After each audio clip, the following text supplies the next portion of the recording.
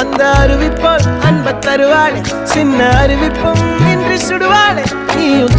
தும்மிடி ஆயுசு நூறாக என் உயிர் உன்னோட பத்திர சொத்தாக என் பார்வை உன்னோடு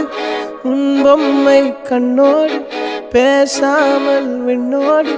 நாம் மிதந்து போவோம் காதாரா அடியானாலும் நான் தாங்க மாறோடு